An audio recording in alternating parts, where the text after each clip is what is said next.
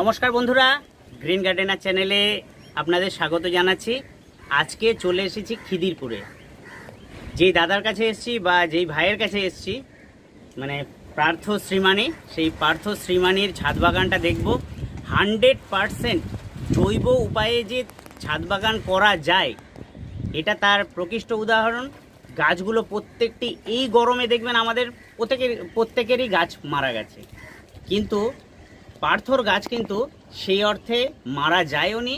গাছের পাতার গ্লেজ এত সুন্দর, সত্যি মানে আমি নিজেই অভিভূত হয়ে গেছি যে কোনো রকম রাসায়নিক ছাড়াও কি জবা করা সম্ভব। হ্যাঁ বন্ধুরা, সম্ভব। আজকে আমরা প্রথমেই পরিচয় করে নেব পার্থর সাথে। পার্থ শ্রীমানি, তোমার বাড়িটা একবার বলে দাও তো। আমার বাড়ি খিদিরপুর বাজার থেকে আমার বাড়ি হেঁটে ওই 5-10 মিনিট ব্যাস। আচ্ছা, তুমি কি টোটাল অর্গানিক বা জৈবতে ছাদ বাগান করো? পুরো অর্গানিক, পুরো জৈব। মানে কোনো আমরা যে এনমোবি এসওপি না না না না ওসব কিছু ফসফেট, সিঙ্গেল সুপার ফসফেট সেটাও ব্যবহার করো? কিচ্ছু নয়। টোটাল তাহলে কিসের উপরে করো এমনি, যদি আমি সিম্পল জিজ্ঞাসা করি? মিডিয়াটা না, মানে মানে খাবার যদি বলতে চাও, খাবার আমার একটা চাপান সার তৈরি হয় যেটা সারা বছরের জন্যই চলে। তার মধ্যে থাকে ওই গোবর সার আর 3 ধরনের খোল। এবার কেউ যদি হাড় গুঁড়ো দিতে চাইলো দিতে পারলো, না হলে না দিলে কোনো অসুবিধা নেই। দিয়ে ওটাকে মিনিমাম 3-4 মাস ওয়েস্ট ডিকম্পোজার দিয়ে পচানো হয়। পচানোর পর ওই হিটটা যখন মরে যায়, তারপরে ওই খাবারটা আমি ব্যবহার করি কন্টিনিউয়াসলি। দেখতেই পাবেন, আস্তে আস্তে দেখাবো সব। আর বিষয় যেটা, সেটা হলো ওয়েস্ট ডিকম্পোজারের যে কি সুন্দর রেজাল্ট, সেটা কিন্তু এইখানেই আমরা সব থেকে ভালো দেখতে পাই। ফাঙ্গাসও দূর হয়, তাই তো? সবকিছু ওয়েস্ট ডিকম্পোজার যদি সপ্তাহে খাওয়ানো যেতে পারে বা 15 দিনে খাওয়ানো যেতে পারে, গাছ অনেক ভালো থাকবে, সবসময় সুস্থ থাকবে, তরতাজা থাকবে। আচ্ছা, আমি প্রথমে গাছগুলো একটা একটা করে দেখব। তো এইদিকে এসে পরিচয় করে দিতে বলো। এগুলো সব পার্থর বীজের গাছ। দেখুন গাছের শুধু চেহারা এবং মোটা দেখুন, আপনারা দেখুন। আমি দেখে সত্যি মানে অবাক হয়ে গেছি যে এত সুন্দর গাছ করা যায়। যে এই গাছগুলো আমরা তাহলে মাটিটা কিভাবে তৈরি করবো, যদি সংক্ষেপে বলে দাও, দর্শক বন্ধুরা অনেক সুবিধা হবে। মাটি আমি তো সিন্ডার মিডিয়ায় করি।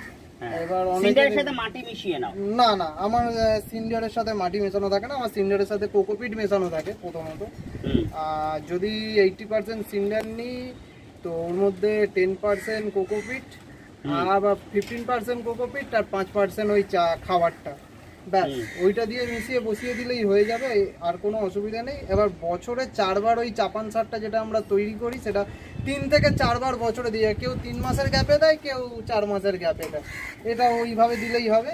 আদার্স আর যা কিছু খাবার রয়েছে, যেমন ফলিয়ার স্প্রে, সাগরিকা, তারপরে রয়েছে লিকুইড কনসালটিয়া বা পেস্টিসাইড যেগুলো আছে, সেগুলোর মধ্যে বিউরিয়া, ভার্মিকুলাম, লাগানি, এইগুলো রয়েছে, এইগুলো দেওয়া যেতে পারে মাসে ঘুরিয়ে ফিরিয়ে। মানে তুমি কীটনাশকটাও জৈব উপায়ে বলো? আমিও চ্যানেলে ভিডিও আছে, বিউ ভরিয়া নিয়ে ভিডিও আছে, আপনার কিন্তু ভার্টিকুলাম লেখানি তাই নিয়েও কিন্তু ভিডিও আছে। সুমিতদার চ্যানেলে দেখে আসবেন, আরও সুন্দর করে দাদা বুঝিয়ে দিয়েছেন বিষয়গুলো।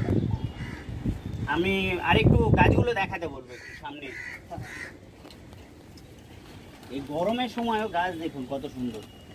যে গাছগুলো এই কিছুদিন আগে ঝড় বৃষ্টি গেছে, একটু ঘরে ছিল বলে আমরা দেখতে পাচ্ছি একটু গাছগুলো পাতা ঢোলো ঢোলো হয়ে গেছে, এগুলো আবার ঠিক হয়ে যাবে।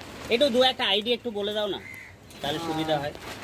আমার যেহেতু ডবল প্যাটেল সব বেশিরভাগ, এইটা যেমনি ব্ল্যাক পার্ল রয়েছে, এটা ফর্মোসা অনন্যা রয়েছে, এটা পার্পল ক্রাউন রয়েছে, আচ্ছা এইটা রয়েছে প্রিন্সেস কুইক কান্ডি, এটা ক্রাউন জেলিফিশ রয়েছে, ওইখানে ড্রাগন ডান্সার রয়েছে, আর এটা রয়েছে আম্বার সুজান আই থিঙ্ক।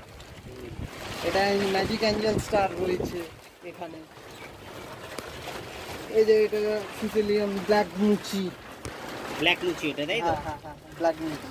আর এই যে দেখতে পাচ্ছেন, এই যে সিন্ডার মিডিয়াতে একদম হচ্ছে নতুন যে বংশ জবার, নতুন নতুন চারা বসানো আছে, নতুন নতুন আমরা ভালো কিছু ভ্যারাইটি দেখতে পাবো। আর পার্থও খুব ভালো ভালো ভ্যারাইটি করেছে, আমি দেখেছি। আর বন্ধুদের বলবো এইগুলো আরেকটু গাছগুলো সামনে থেকে দেখাতে বলবো।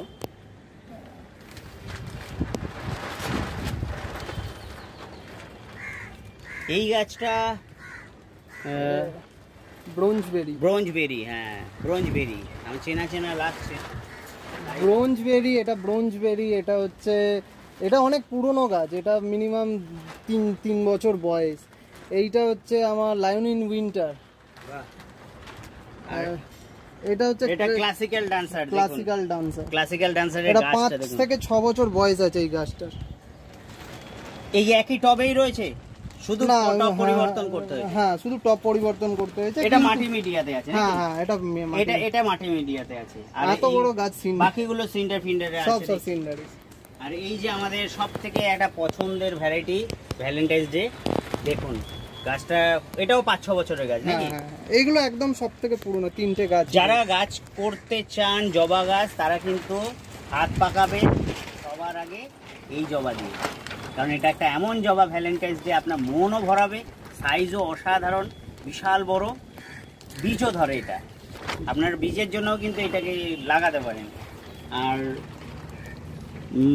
একটুখানি আমি জাস্ট একটা যে কোনো টবের মাটি আমি দেখাতে বলবো যে কীরকম ভাবে। এই দেখুন এখানে চাপান সার দেওয়া আছে, তাই তো? হ্যাঁ, ওগুলো এই চাপান সারটা কখন কখন দাও তুমি? বিকেল বেলা করে, আর 3 মাস অন্তর অন্তর। 3 মাস অন্তর অন্তর রুটিন মাফিক এটা দিতে হবে, তাই তো? কেউ 3 মাসে দেয়, কেউ 4 মাসে দেয়, মানে বছরে কেউ 3 বার দেয়, বছরে কেউ 4 বার। এগুলো স্লো রিলিজ ফার্টিলাইজার, মানে এগুলো মানে খুব আস্তে আস্তে খাবার, ফিডার রুটটা যেহেতু এখানে বেরোয়, ঠিক আছে, এখান থেকেই ও খাবার পেয়ে যাবে, এর ওপরেই ব্যাকটেরিয়ার কলোনিগুলো তৈরি হবে। মানে গরমের আগে যেহেতু দিয়ে দিয়েছো, তাই বর্ষার সময় বর্ষা পেলেও এইটা কোনো অসুবিধা করবে না ততদিনে। ওর মধ্যে টাইকোডার্মার হার্জেনিয়াম রয়েছে অলরেডি। আচ্ছা, কেউ যদি মাটি মিডিয়াতে করে গাছ, হ্যাঁ, সেক্ষেত্রে কি এই তুমি যেই রেশিও যেরকম ভাবে বললে যে এইভাবে মিশ্র খাবারটা, হ্যাঁ দেওয়া যাবে, এইরকম ভাবে দিতে পারবে? সেটা মাটি মিডিয়ায় করুক কি, একটু সামনের দিকে তাকিয়ে বলো তাহলে ভালো হয়। মাটি মিডিয়ায় করুক বা মিডিয়ায় করুক, সিন্ডার মিডিয়ায় করুক, যখনই খাবার দেবে তার আগে কিন্তু এই পুরনো খাবারটাকে তুলে নিতে হবে। হ্যাঁ, এইটা কিন্তু একটা ভালো জিনিস জানো, এই খাবারটাকে তুলে নিতে হবে।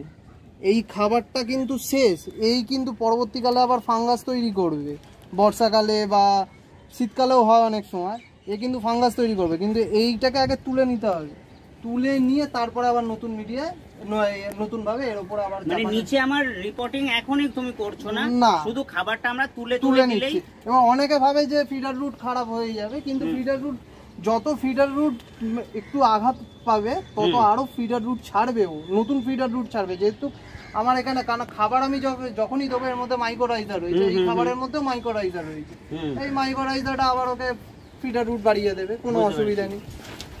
তার মানে আমরা এইভাবে গাছ করতে পারি, মানে একটা টবে বহুদিন রাখতে পারি। আর বছরে একবার যদি রিপোর্ট করা যায়, বর্ষার টাইমটা খুব ভালো হয়, তার কারণ হচ্ছে এটাকে রিপোর্ট করে বড় যে শিকড়গুলো তলায় বেড়ে যায়, সেই শিকড়গুলোকে কাটাই ছাটাই করে আবার ওই টবেই বসিয়ে দিলে কোনো অসুবিধা নেই, মানে ওই সাইজের টবেই বসানো যেতে পারে। আর আমি একটা কথা বলি যে যখন ফুল আনতে হবে গাছে, সেক্ষেত্রে কি এই পদ্ধতি চলে? নতুন করে তুমি পটাশ কিছু দাও কি, না জৈব পটাশ কিছু প্রয়োগ করো? পটাশ এমনি গাছে রয়েছে, পেয়ে যায়, কারণ খাবারের মধ্যেই রয়েছে। জৈব পটাশ দেওয়ার অতটা প্রয়োজন পড়ে না। এবার যদি কেউ যদি দানা দিতে চায় দিতে পারে। জৈব পটাশও কিন্তু পাওয়া যায়, জৈব ফসফেট পাওয়া যায়, জৈব প্রম, অ্যাকচুয়ালি জৈব ডিএপি বলে, ওটার নাম হচ্ছে জৈব প্রম, ওটাই হচ্ছে জৈব ডিএপি। আর পটাশটা হচ্ছে পটাশ আলাদাভাবে পাওয়া যায়, জৈব পটাশ। এটা অনেকে গুলায় যে প্রমটাকেই পটাশ ভেবে নেয়, কিন্তু না, প্রমটা আলাদা জিনিস, জৈব ডিএপিটাই হচ্ছে জৈব প্রম, আর পটাশটা টোটালটাই আলাদা। তো বন্ধুরা, ভিডিওটি কেমন লেগেছে অবশ্যই কিন্তু জানাবেন। পার্থ শ্রীমানির আরেকটি ভিডিও আমরা নিয়ে আসছি যে কিভাবে আমরা ঘুটে ভেজানো জল থেকে হিউমিক অ্যাসিড পেতে পারি, সেইটা সম্পর্কে একটু তথ্য নেব। পরবর্তী ভিডিওতে আপনারা সেটা দেখতে পাবেন।